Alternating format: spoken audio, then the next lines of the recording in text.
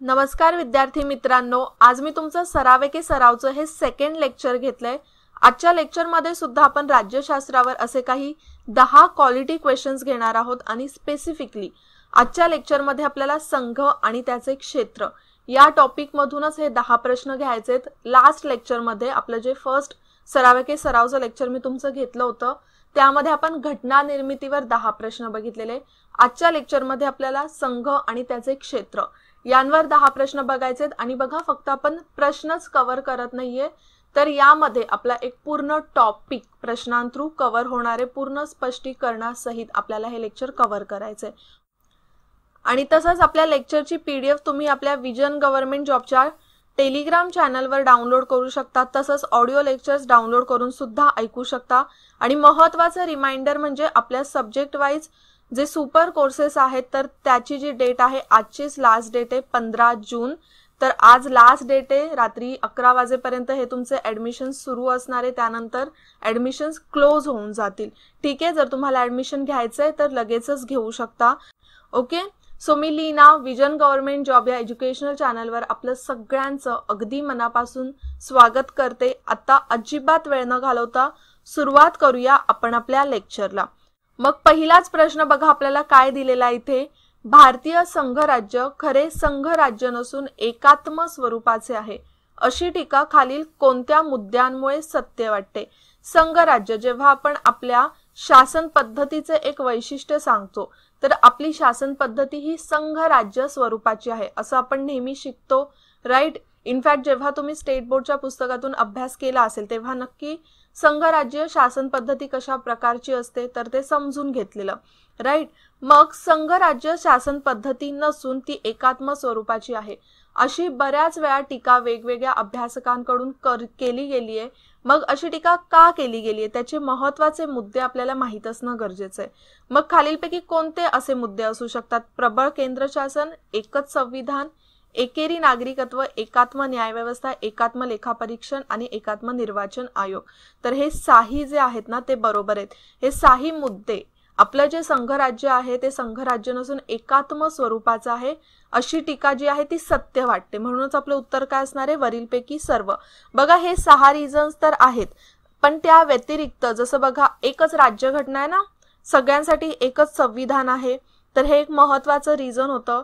एकेरी नागरिकत्व आहे जसं इथे दिलेलं आहे, तसंच एकात्मिक न्याय व्यवस्था आहे आणि त्याचप्रमाणे केंद्रातर्फे राज्यपालाची नियुक्ती केली जाते। आता राज्यपाल तर राज्याचा असतो, राईट, गव्हर्नर असतो, तो लक्ष ठेवायचं असतं केंद्र राज्य सरकारवर की कशा पद्धतीने काम करतंय, पण तो सुद्धा निवडला जातो केंद्राकडून। म्हणजेच इथे एक प्रकारे वर्चस्व कोणाचं येतंय?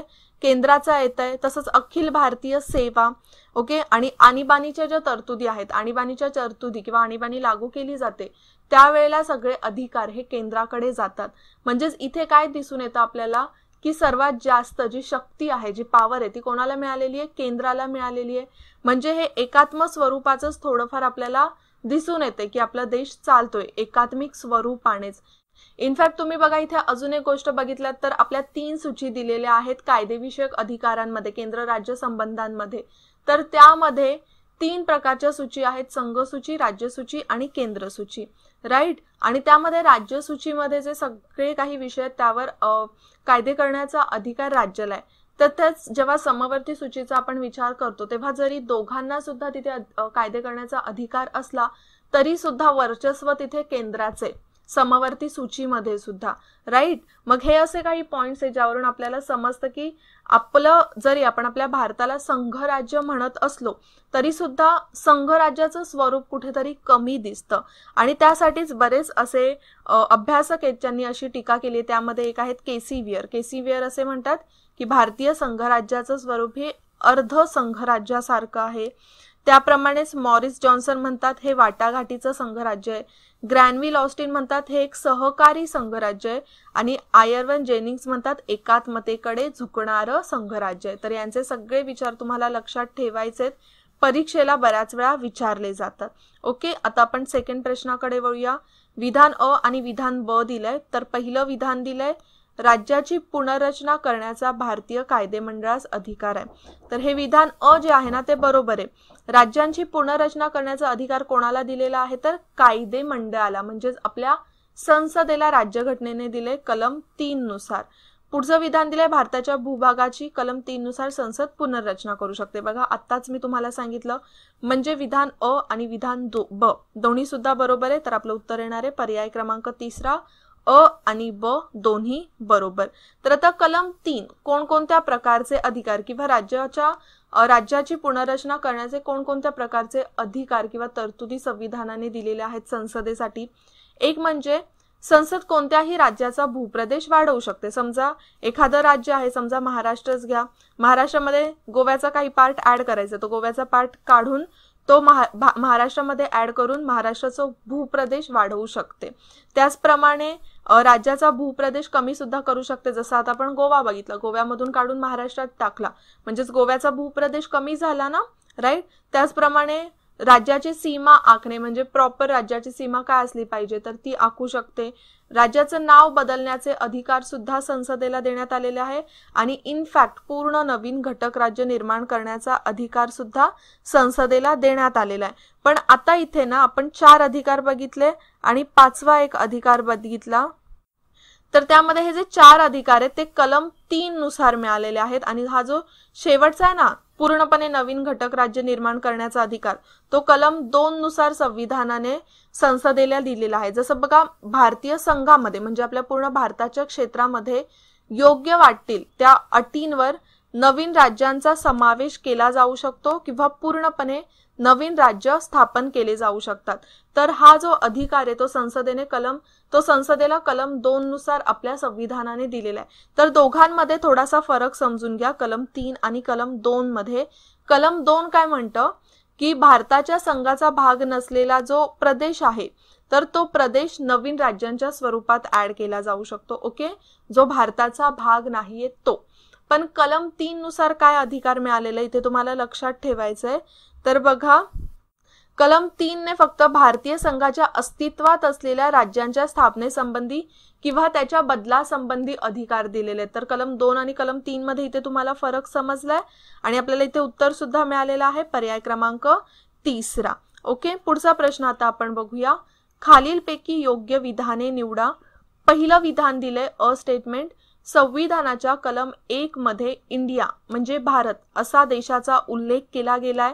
तर हे तर बरोबरच आहे. संविधानाचं कलम म्हणजे भाग 1 मध्ये कलम 1 काय म्हणतंय तर इंडिया म्हणजेच भारत हा राज्यांचा संघ असेल, राईट. हे तर तुम्हाला सगळ्यांना माहितीच असेल. पुढे दिले कलम 1 नुसार भारताच्या भूक्षेत्राचे 3 प्रकारांमध्ये वर्गीकरण केले जाते. तर हे सेंटेन्स सुद्धा बरोबर आहे. याचं एक्सप्लेनेशन आपण पुढे बघूया.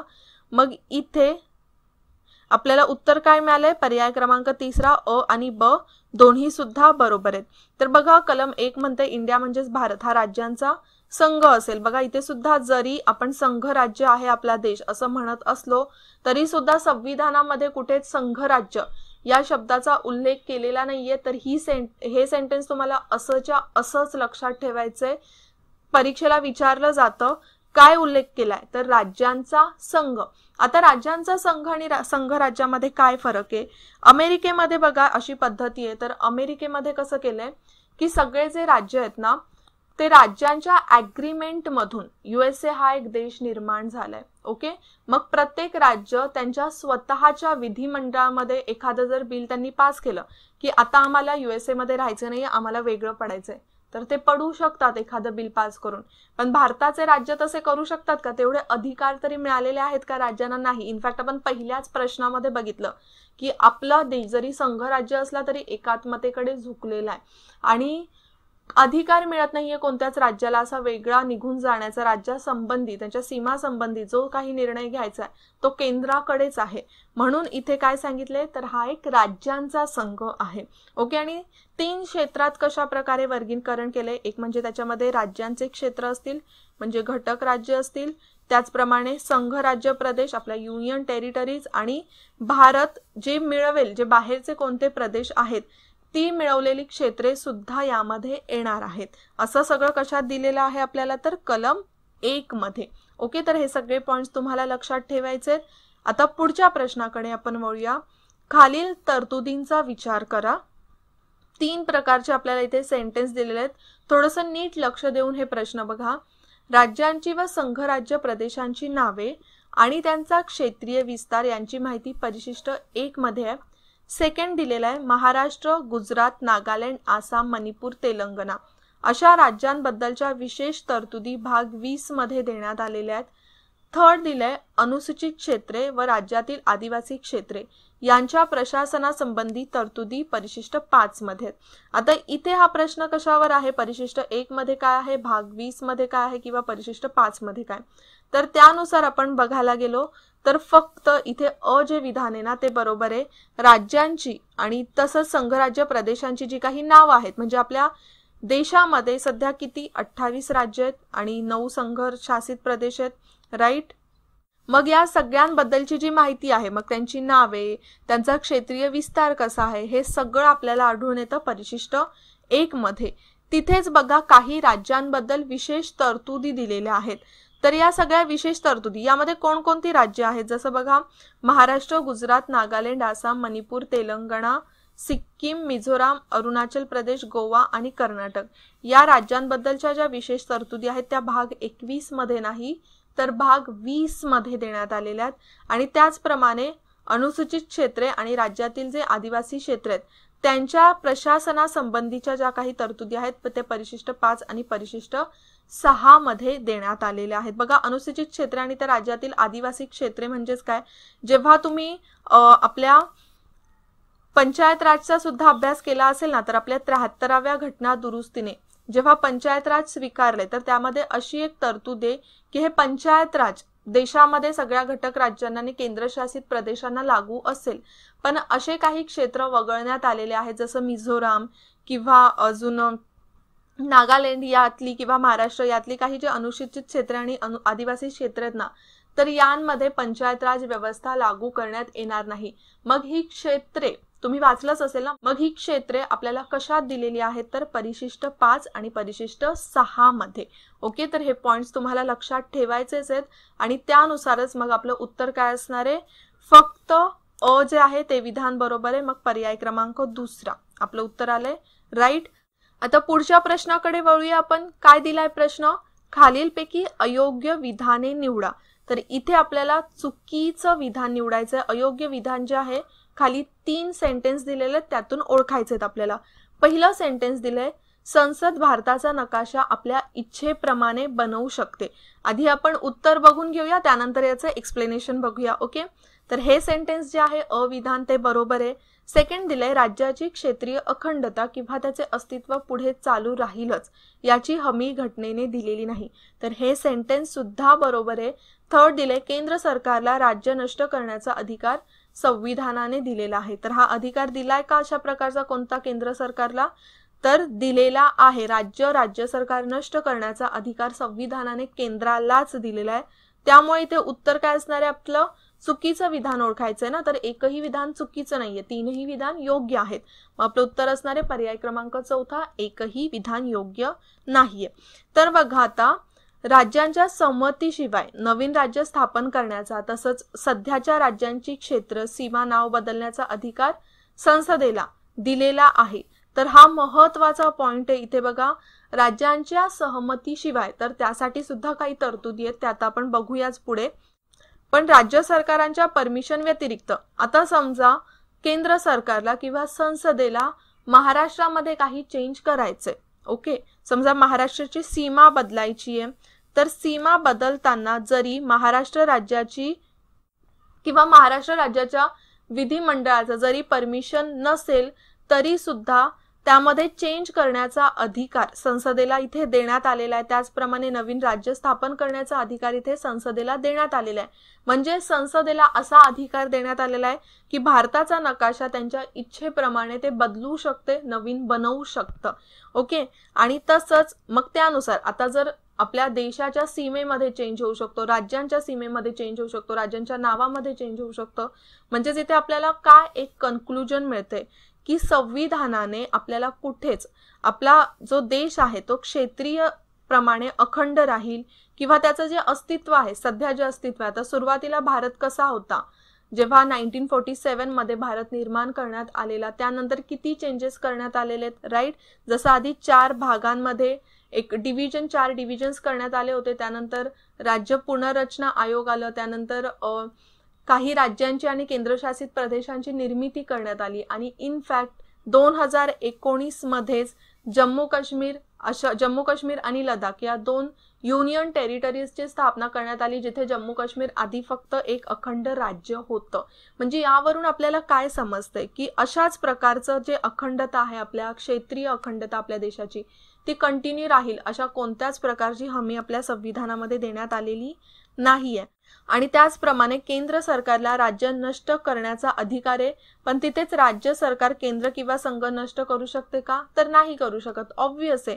इथे आपल्याला पहिल्याच सेंटेन्समध्ये समजलंय की राज्यांच्या सहमतीशिवाय संसद तर राज्यांची सीमा वगैरे बदलू शकते, नवीन राज्य निर्माण करू शकते. इथे राज्यांना स्वतःच्या राज्यांबद्दलच हक्क नाहीये, तिथे केंद्रामध्ये काय चेंज करणार आहे, राईट. मग हा पॉइंट तुम्हाला इथे लक्षात ठेवायचा आहे. नेक्स्ट प्रश्न आता आपण बघूया. भारतीय घटनेबाबत खालीलपैकी चुकीची विधाने ओळखा. ओके, तर बघा पहिलंच दिलंय कलम 3 नुसार राज्याच्या क्षेत्रात बदल करण्याचे विधेयक राष्ट्रपती आधी राज्य विधिमंडळाकडे पाठवतील, तर हे सेंटेन्स बरोबर आहे. पुढे आपण एक्सप्लेनेशन बघूया याचं सुद्धा. सेकंड दिले राज्य विधिमंडळाचे विधेयकाबाबतचे मत राष्ट्रपतींवर बंधनकारक असतील, तर हे चुकीचे आहे. अशा कोणत्याच प्रकारचं मत राष्ट्रपतींवर बंधनकारक नसणारे. थर्ड दिलंय जर संसदेमध्ये विधेयकावर दुरुस्ती सुचवली गेली, आता समजा विधेयक मांडण्यात आलंय आणि विधेयकामध्ये काही दुरुस्ती सुचवण्यात आली, तर प्रत्येक वेळी ते विधेयक राज्य विधिमंडळाकडे पाठवावे लागेल, तर हे विधान सुद्धा इथे चुकीचं आहे. आपल्याला काय विचारले की चुकीचे विधान निवडायचे, मग उत्तर असणार आहे पर्याय क्रमांक 4 ब आणि क. ओके, एक्सप्लेनेशन थोडंसं याचं समजून घ्या. बघा कलम 3 नुसार कलम 3 काय सांगते की जेव्हा समजा एखादं विधेयक राज्यांच्या चेंज बद्दल, राज्याच्या सीमेबद्दल किंवा राज्याच्या एखाद्या प्रदेशाबद्दल संसदेमध्ये मांडण्यात येणार असेल ना, तर त्या प्रस्ताव सादर करण्याआधी ते विधेयक राष्ट्रपतीच्या पूर्व परवानगीनेच संसदेत सादर करावं लागतं. ओके, म्हणजे या विधेयकाला राष्ट्रपतींची पूर्व परवानगी लागते. पण ती परवानगी देण्याआधी राष्ट्रपती काय करू शकतात, ज्या राज्याच्या संबंधित ते विधेयक असेल ना, महाराष्ट्राशी संबंधित जर ते विधेयक आहे, तर आपण सुरुवातीपासून महाराष्ट्राचंच एक्झाम्पल घेतो ना, तर तेच कंटिन्यू करूया. ओके, मग समजा महाराष्ट्रामध्ये काही चेंज करायचा असेल, त्यांना सीमेबद्दल असेल किंवा कोणताही, तर आधी राष्ट्रपतींना शिफारस करण्यापूर्वी काही काळासाठी ते विधेयक त्या राज्याचं, महाराष्ट्राचं समजा महाराष्ट्र चेंज करतायत तर महाराष्ट्राच्या विधिमंडळाकडे ते पाठवावं लागेल त्यांचं मत मांडण्यासाठी की तुमचा काय दृष्टिकोन आहे या संबंधित ते विचारण्यासाठी. ओके, पण तिथेच जेव्हा राज्य विधिमंडळ त्या विधेयकाचं जे काही मत मांडेल की आम्हाला चेंज करायचंय किंवा चेंज नाही करायचं, काहीही मत असेल, ते काही राष्ट्रपतींवर बंधनकारक नसणारे. जर समजा तिथे राज्य म्हणालं, राज्य विधिमंडळ की नाही हे बिल आम्हाला मान्य नाहीये, त्याचा काहीच फरक पडणार नाहीये, तरी सुद्धा जर राष्ट्रपतींना वाटत असेल की नाही हे बिल सादर झालं पाहिजे, तर त्या बिलाला संमती राष्ट्रपती देणारच आहेत. तिथे कोणत्याच प्रकारचं बंधन राष्ट्रपतींवर नसणारे. आणि जर समजा हे विधेयक मांडलं गेलं, त्याच्यावर डिस्कशन होतंय आणि चर्चा होत आहेत आणि त्यावर काही दुरुस्त्या सुचवल्या गेल्या, तर दुरुस्त्या सुचवल्या गेल्यानंतर प्रत्येक वेळी ते विधेयक राज्य विधिमंडळाकडे पाठवण्याची काही आवश्यकता नाहीये. त्या दुरुस्त्या तिथल्या तिथे संसद त्यामध्ये चेंजेस करू शकते. ओके, म्हणजेच इथे काय संसदेला पूर्णपणे अधिकार देण्यात आलेला आहे. कलम 3च्या बाबतीत संसद स्वतः योग्य वाटेल त्या सगळ्या कृती राज्यांबाबत किंवा युनियन टेरिटरीज बाबत करू शकतात. ओके, इथे राज्यांना काहीच अधिकार मिळालेला नाहीये. फक्त राष्ट्रपती शिफारस करू शकतात की तुमचा दृष्टिकोन काय आहे आणि दृष्टिकोन तो सांगू शकतात, त्यांचं मत ते सांगू शकतात, पण ते मत लादण्यात आलेलं नाहीये राष्ट्रपतींवर किंवा संसदेवर. ओके, तर इथे आपल्याला उत्तर मिळालेलं आहे पर्याय क्रमांक 4 ब आणि क. नेक्स्ट प्रश्न आता आपण बघूया. विधान अ आणि विधान ब असे 2 आपल्याला सेंटेन्सेस दिलेले आहेत. पहिलं दिलंय विधान अ, कलम 2 अंतर्गत नवीन राज्यांच्या स्थापनेसंबंधी विधेयक हे घटना दुरुस्ती विधेयक मानले जाईल. नंतर सेकंड दिले विधान ब, सन 1969 मध्ये सर्वोच्च न्यायालयाने सीमेबाबतचा विवाद सोडवण्यासाठी घटना दुरुस्ती आवश्यक नाही असा निर्णय दिला. तर इथे आता जे विधान अ आहे ना ते चुकीचं आहे. घटना दुरुस्ती विधेयक मानलं जात नाही सध्या तरी. कलम 2 किंवा कलम 3 अंतर्गत जे काही चेंजेस करण्यात येतात तर त्याला घटना दुरुस्ती विधेयक मानलं जात नाही. आणि याबाबतच सर्वोच्च न्यायालयाने 2 वेळा निर्णय दिलाय घटना दुरुस्तीबाबत. त्यामध्ये जो 1969 मध्ये अशा प्रकारचा जेव्हा निर्णय दिला होता तेव्हा सर्वोच्च न्यायालयाने सांगितलं होतं की सीमेबाबतचा विवाद सोडवण्यासाठी घटना दुरुस्तीची आवश्यकता नाही. मग उत्तर आपलं इथे असणार आहे पर्याय क्रमांक 3 विधान अ चूक आहे आणि विधान ब बरोबर आहे. तर बघा कलम 2 अंतर्गत नवीन राज्याच्या स्थापनेसंबंधीचे विधेयक आहे ते घटना दुरुस्ती विधेयक मानलं जाणार नाही, समजलं जाणार नाही. हे आत्ताचं कन्क्लुजन आहे. पण यापूर्वी कसं होतं 1960 मध्ये 1960चा हा विषय आहे बेरुबारी युनियन. तुम्ही भरपूर वेळा ऐकलं सुद्धा असेल एक केस. तर यामध्ये काय केलेलं की पश्चिम बंगालमधला बेरुबारी युनियनचा हे क्षेत्र होता आणि तो पाकिस्तानला देण्याचा निर्णय आपल्या सेंट्रल गव्हर्नमेंटने केला होता.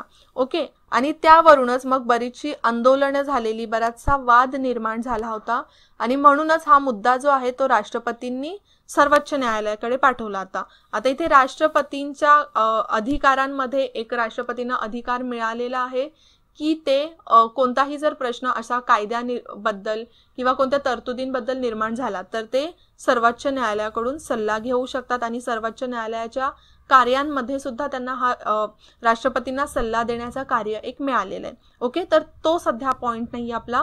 बेरुबारी युनियन 1960 बाबत मग सर्वोच्च न्यायालयाने तेव्हा असा निर्णय दिला होता की कलम 3 अंतर्गत राज्याचे क्षेत्र कमी करण्याच्या अधिकारामध्ये भारतीय क्षेत्र परदेशाला देण्याचा अधिकार समावेश नाहीये. ओके. काय तर भारताचं जे क्षेत्र आहे तो दुसऱ्या देशाला देण्याचा अधिकार जो आहे तो यामध्ये समाविष्ट नाहीये आणि त्यामुळेच कलम 368 नुसार घटना दुरुस्ती करूनच मग भारतीय क्षेत्र जो आहे तो परदेशाला दुसऱ्या देशाला दिला जाऊ शकतो. आणि म्हणूनच मग त्यावेळेला केंद्र सरकारने 9वी घटना दुरुस्ती केली 1960 मध्ये बेरुबारी युनियन बाबत. बेरुबारी युनियन हा पाकिस्तानला देण्यात आला. ओके. आणि मग पुढे 1969 मध्ये परत हा विषय आला समोर आणि त्यावेळेला सर्वोच्च न्यायालयाने काय निर्णय दिला, जर समजा 2 देशांमध्ये सीमाविवाद असेल, तिथे बॉर्डर रिलेटेड जर काही डिस्प्यूट्स असतील आणि तो डिस्प्यूट सोडवण्यासाठी जर अशा प्रकारचा निर्णय घेतला, समजा एखादं क्षेत्र त्यांनी घेतलं. ओके. जर डिस्प्यूट रिलेटेड, नीट लक्ष द्यायचं, जर डिस्प्यूट असेल आणि तो सोडवण्यासाठी जर अशा प्रकारचा निर्णय घेतला तर तिथे घटना दुरुस्ती आवश्यक नाहीये. तर हा पॉइंट तुम्हाला लक्षात ठेवायचा आहे, महत्वाचा आहे. आणि हे कधी सांगितलेलं आहे तर 1969 मध्ये. आणि त्यानुसारच मग बघा 2015 मध्ये भारताने काही प्रदेश बांगलादेशला दिला, बांगलादेशकडून काही प्रदेश घेतला. तर हे करारानुसार झालेलं आणि त्यात ठरवल्यानुसार भारताला काही क्षेत्र मिळालं होतं आणि त्या व्यतिरिक्त दुसरं काही क्षेत्र जे आहे ते बांगलादेशला हस्तांतरित करण्यात आलं होतं आणि त्यासाठीच 100वी घटना दुरुस्ती करण्यात आली होती. आता इथे डिस्प्यूट नव्हता, तो डिस्प्युटेड एरिया नव्हता एवढा. काही करारानुसार हे जे प्रदेश आहेत ते एक्सचेंज करण्यात आले एक प्रकारे आणि त्यानुसारच 100वी घटना दुरुस्ती करण्यात आली. ओके. तर हे पॉइंट्स थोडेसे लक्षात ठेवा, महत्वाचे आहेत, परीक्षेला विचारले जातात. आता पुढचा प्रश्न आपण बघूया. खालीलपैकी योग्य विधाने निवडा. आपल्याला 4 सेंटेन्स दिलेले आहेत इथे. पहिलं सेंटेन्स दिले दार आयोग आणि जेव्हीपी समिती हे राज्य पुनर्रचनेशी संबंधित समिती आहेत, तर हे योग्य आहे. दार आयोग आहे, जेव्हीपी समिती आहे, त्यानंतर अजून आपलं फजल अली कमिशन आहे, राईट. त्यानंतर जेव्हीपी समितीने राज्यांच्या पुनर्रचनेची भाषा हा आधारभूत घटक अमान्य केला, तर हे सेंटेन्स सुद्धा बरोबर आहे.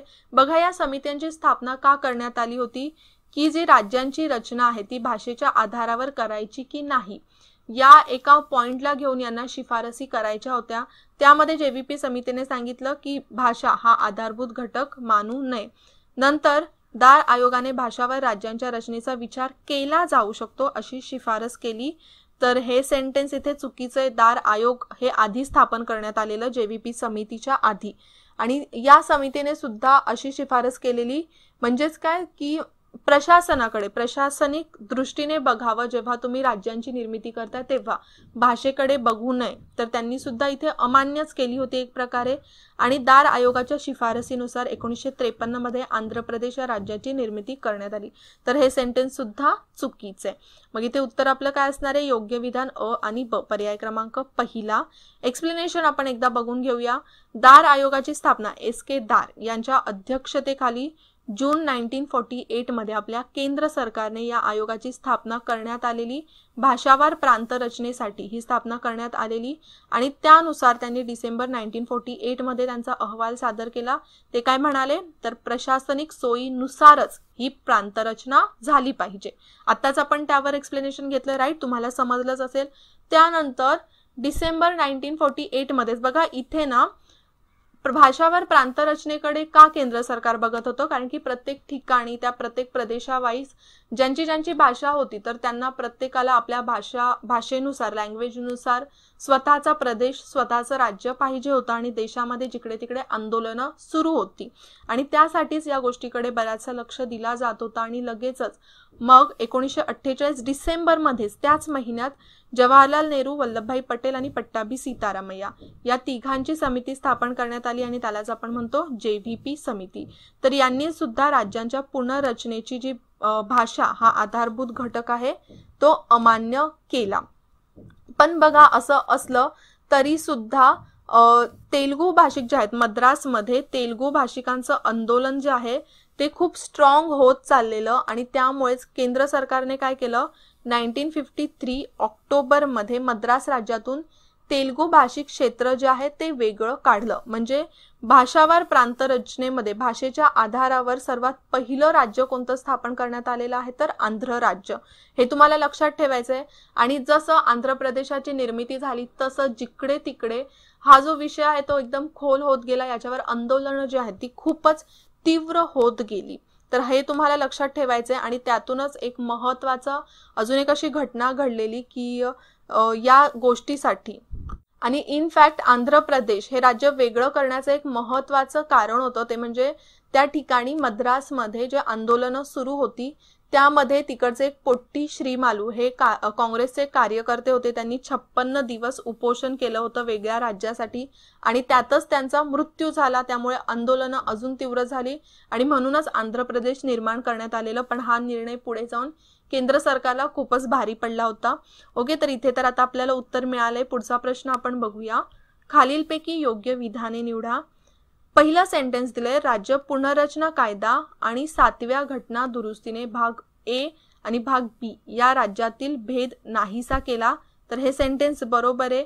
आपल्याकडे बघा 4 म्हणजे डिव्हिजनल वाईज काही 4 प्रकारचे राज्य निर्माण करण्यात आले होते. त्यामध्ये भाग ए, भाग बी, भाग सी आणि भाग डी असे भाग होते. तर यामध्ये या 2 घटना दुरुस्तीने भाग ए आणि भाग बी चे जे राज्य आहेत त्यातला जो भेद आहे तो नाहीसा केला. तसंच काही प्रदेश जे आहेत ते संघराज्य प्रदेश म्हणून घोषित करण्यात आले आणि 1 नोव्हेंबर 1956 रोजी देशात 15 राज्य आणि 6 संघराज्य प्रदेश होते. तर हे सेंटेन्स चुकीचे. 15 नाही तर 14 राज्य. जसं राज्य पुनर्रचना जो कायदा आहे राज्य पुनर्रचना आयोगाने म्हणजेच कोणत्या आयोगाने? फजल अली आयोगाने काही तरतुदी किंवा काही शिफारसी सांगितल्या होत्या आणि त्या शिफारसींनुसारच मग ही 14 राज्य स्थापन करण्यात आली. जे काही ABCD हे डिव्हिजन होतं जे गट करण्यात आलेले ते रद्द करण्यात आले होते. आता मग इथे उत्तर काय असणार आहे आपलं? अ आणि ब हे विधान योग्य आहेत. एकदा आपण एक्सप्लेनेशन बघून घेऊया. फाजल अली कमिशन फाजल अली आयोगाचे काय इथे शिफारसी होत्या?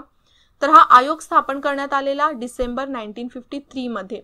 बघा इथे आतापर्यंत भरपूर तीव्र झालेली ही जी मागणी आहे भाषावार प्रांतरचनेची 1953 मध्ये आंध्र राज्याची निर्मिती करण्यात आल्यानंतर त्यांनी शिफारस जी आहे त्यांची सप्टेंबर 1955 मध्ये दिली आहे. इथे 1953 नाहीये 1955 मध्ये देण्यात आली आहे. आणि त्यांची महत्त्वाची शिफारस काय होती? बऱ्याचशा गोष्टी होत्या. त्यांनी बघा एक भाषा एक राज्य काय तर एक भाषा एक राज्य हा प्रश्न सुद्धा तुम्हाला इथे परीक्षेला विचारला जाऊ शकतो. तर हा जो सिद्धांत आहे तो आयोगाने पूर्णपणे नाकारला होता. ओके, आणि या आयोगांमध्ये सदस्य कोण कोण होते ते थोडंसं लक्षात ठेवा. त्याचे अध्यक्ष तर फाजल अली होते आणि त्यामध्ये अजून KM पन्नीकर आणि HN कुंजरू हे सदस्य होते आणि त्यामुळे या आयोगाला पाक आयोग म्हणून सुद्धा ओळखतात. आणि त्यांनी शिफारस काय केली होती की मूळ राज्यघटनेची जी व्यवस्था आहे जी 4 डिव्हिजन वाईज जी व्यवस्था करण्यात आलेली आहे ती रद्द करावी अशी शिफारस त्यांनी केली आणि त्यानुसार 16 राज्य आणि 3 संघराज्य प्रदेश, किती सांगितलेले त्यांनी तर 16 राज्य आणि 3 संघराज्य प्रदेश निर्माण करण्यात यावे अशी शिफारस केली. तर या शिफारसीमधल्या काही गोष्टींमध्ये बदल करून ती शिफारस एक्सेप्ट करण्यात आली आणि त्यानुसार मग राज्य पुनर्रचना कायदा 1956 आणि 7वी घटना दुरुस्ती सुद्धा 1956 मध्ये करण्यात आलेली आहे. त्यानुसार ए आणि बी हा जो भेद आहे राज्यांमधला तो त्यांनी नाहीसा केला आणि 1956 मध्ये मग देशात 14 राज्य आणि 6 संघराज्य प्रदेश होते. इथे तुम्हाला हे पण लक्षात ठेवायचंय, आयोगाने तर 16 राज्य आणि 3 संघराज्य प्रदेश निर्माण करण्यास सांगितले होते, पण केंद्राने किती केले? 14 राज्य केले आणि 6 केंद्रशासित प्रदेश, म्हणजे संघराज्य प्रदेशांची जी संख्या आहे ती वाढली आहे. ओके, तर इथे तुम्हाला हे लक्षात आले. आपण बरेचसे पॉइंट्स इथे कव्हर केलेले आहेत. पुढचा शेवटचा प्रश्न आता आपण बघूया. खाली घटना दुरुस्त्या दिल्या आहेत आणि त्यांच्या आपल्याला जोड्या दिलेल्या आहेत, तर त्यातली चुकीची जोडी आपल्याला ओळखायची. मग इथे एका बाजूला आपल्याला काही घटना दुरुस्त्या दिल्या, त्या संबंधित समोर काही तरतुदी दिलेल्या आहेत, त्यातली चुकीची जोडी आपण ओळखायची. पहिलंच दिलंय 14वी घटना दुरुस्ती आणि समोर दिलेलं आहे पुद्दुचेरीला संघराज्याचा दर्जा. तर हे बरोबर आहे, ही जोडी बरोबर आहे. बघा, पुद्दुचेरी एक भारतातली जुनी फ्रेंच वसाहत होती, त्यामध्ये यानम होतं, कराई कलमाहे असे काही प्रदेश होते ज्यांचा समावेश होता. 1954 मध्ये फ्रेंचांनी ही जी वसाहत आहे ती भारताला दिली होती आणि 1962 पर्यंत तरी ही वसाहत एक अधिगृहित क्षेत्र म्हणून असा दर्जा होता. पण मग 1962 मध्ये 14वी घटना दुरुस्ती करण्यात आली आणि पुद्दुचेरीला एक संघराज्य प्रदेशाचा दर्जा देण्यात आला. आणि पुद्दुचेरी आता सुद्धा एक संघराज्य प्रदेश आहे, युनियन टेरिटरी आहे, राईट, तुम्हाला तर माहितीच असेल. आणि इनफॅक्ट अशी युनियन टेरिटरी आहे की जिथे विधिमंडळ आहे. संघराज्याला विधिमंडळ आहे का? सगळ्याच आपल्याकडे नाहीये, फक्त दिल्लीला आहे आणि पुद्दुचेरीला आहे, राईट. तर हे पॉइंट्स लक्षात ठेवण्यासारखे आहेत.